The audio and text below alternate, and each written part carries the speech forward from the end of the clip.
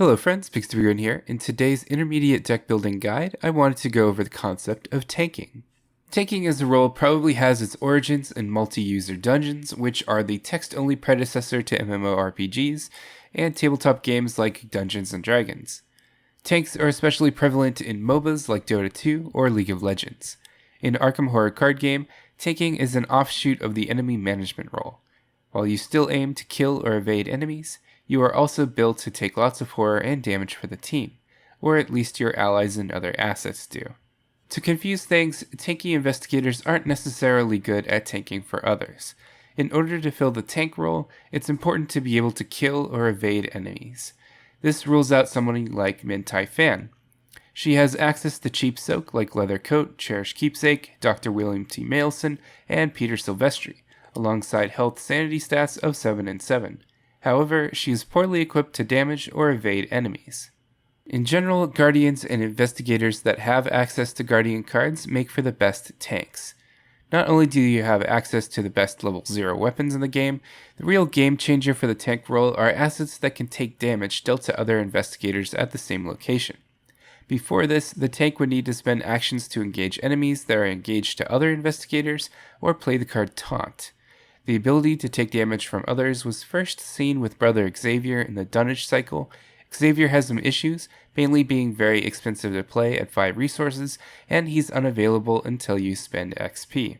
True Grit was the first relatively cheap soak that can take damage dealt to other investigators at the same location. The horror equivalent, something worth fighting for, came out in the Circle Undone set. Circle Undone later released the delightfully over-the-top Agency backup, and most recently in the Dream Eater cycle, we've received Tetsuo Mori. Scene of the Crime is one of my favorite recently printed Guardian cards. You will often start a turn with an enemy on you, and it's not uncommon to be at a location with clues on it. If you have to, playing it to pick up one clue isn't too bad either. You can consider Survival Knife. The biggest issue is the prevalence of two-handed weapons, and better one-handed options. With a limited card pool, Survival Knife along with Guard Dog is a great tanking combo. Looking closer at which investigators can tank, there are 2 obvious choices, but I want to look at other investigator choices just in case you want to try a different approach. Roland could, but probably shouldn't be a tank. Finding clues is a secondary role, which is more important than tanking. Same reason why his mirror investigator, Joe Diamond, shouldn't bother with tanking either. There's no reason why Zoe Samaras couldn't be a group's tank. Her ability even gives her resources to engage enemies, or she can deal extra damage via her cross. Similarly, Mark Peregrine benefits from getting attacked. The biggest challenge of these 2 investigators are probably resources. Tanking builds are resource intense, and even with Zoe's ability, she probably can't keep up with all the assets you need to play for this archetype. Mark has no unique resource generation, and if he personally takes too much damage, Sophie can nerf him. William York is a capable tank choice. He can replay items from his discard pile, which means he can take more hits with his soak assets. He also lacks resource production, unless you want to play pre-taboo drawing thin. When I play Yorick, however, I focus on cards that best complement his ability. If he can tank, that's purely a coincidence. The 2 obvious choices for tanking are Leo Anderson and Tommy Muldoon. Leo Anderson can play allies at a discount in both resources and actions. His signature ally doubles as a charisma of sorts, and he has a nicely defensive 4 willpower. With 4 willpower, you can throw in Liquid Courage to combat horror. His access to Rogue levels 0 to 2 includes some decent resource generation choices like Easy Mark, Hot Streak level 2, and in 2-player games you could get away with Lone Wolf. In games with higher player counts, my favorite way for non-cleavers to contribute is the card Skeleton Key. And Swift Reload is a very nice complement to any Guardian weapons you want to run with Leo. Leo has some issues, however. 1, agility isn't always an issue, but when it is, it hurts. The other issue is Mitch Brown. His ability only works with non-unique allies. I see him as a trap card of sorts. Guardian and Rogue have a lot of great unique allies, and skipping some or most of them to synergize with 1 copy of Mitch Brown seems like going overboard. If you want to take advantage of Mitch Brown, here's a rough draft of a 0 XP build for him. It doesn't use all of the tanking cards for him, and is definitely tuned towards fighting. The best tanking for Leo is to consistently put out new allies with his ability. For the mulligan, I would probably just keep 1 weapon, then throw everything back to try to get Mitch Brown. Because of the deck's reliance on Mitch, I'm running Calling in Favors to try and search for him as well. First Watch can be removed if you're playing in a 2-player game, maybe for Lone Wolf or for Flashlight as a means to help investigate. I decided on First Aid and Liquid Courage to heal instead of True Grit or something worth fighting for to tank.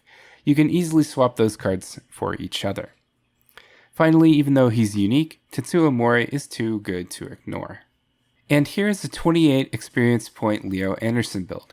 To note, in standalone mode, 28 experience points means you need to choose 2 additional basic weaknesses.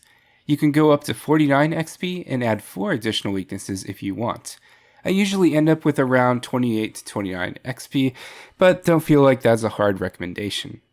This build uses the ridiculous agency backup, which is not unique by the way, Swift Reload, and the BFG of your choice. Honestly, I don't have a big argument for Flamethrower, the BAR, or Lightning Gun, so this is a matter of preference. Perhaps we could see a video for this down the line. The BAR only costs 4 experience points, so if you select those, you can spend XP elsewhere. Again, if in a 2-player game, I would switch out First Watch for Lone Wolf. Leo turns out to be more of an offensive tank than Tommy, so if you like that playstyle over a purely tank role, Leo's your guy. The textbook tank is hands down Tommy Muldoon. Every time a soak asset dies, he can reshuffle it back to his deck and gain resources equal to how much damage and horror was on it. Nobody gains resources as quickly or withstands fire as easily as the rookie cop. Church Keepsake and Leather Coat versus True Grit and Something Worth Fighting For is an interesting debate, but for Tommy I'd say take the more expensive Guardian Soak assets. This also opens up the accessory and body slots for other cards. I want to point out a great combo you can play with the Guardian Survivor card pools. Solemn Vow lets other investigators move damage or horror from one of their cards to one of yours. You can couple this with Peter Silvestri or Jessica Hyde in order to abuse their self-healing ability. Because you expect your assets to die, however, I ultimately didn't include this combo in my Tommy Muldoon deck lists. Here's my 0 XP Tommy build. If you are anticipating parlay actions, you can swap out Rabbit's Foot for Fine Clothes. Because Tommy will be shuffling in assets, Prepared for the Worst can help you search for weapons. First Watch can be swapped out for many different cards in a 2-player game. You could add more Soak, Calling in Favors, or Scene of the Crime. I included less Survivor staple cards than I thought I would.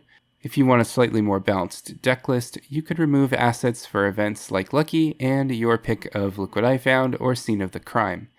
Tommy's mulligan isn't anything too complicated. Keep a weapon, keep Soak, and especially keep Solemn Vow.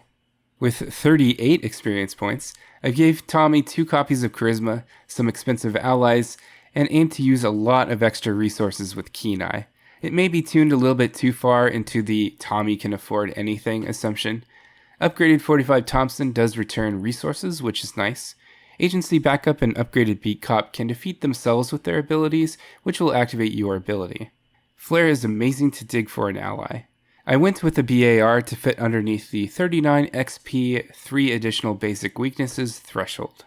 And there you have it. The most fun part of tanking to me are the moments when your fellow investigators get to do their job in spite of an increasing amount of enemies coming out of the woodwork. My wife and I recently played the first scenario of Circle Undone. I was playing Leo Anderson, and she was playing Akachi. For the final investigation location, I just grabbed all the enemies and hung on for dear life, and Akachi was able to discover the final clues with Leo almost getting defeated. Board games are at their greatest when they create memorable moments like that. I'm Big Stupid Grin, hope you enjoyed your time here, and until next time, have a good one.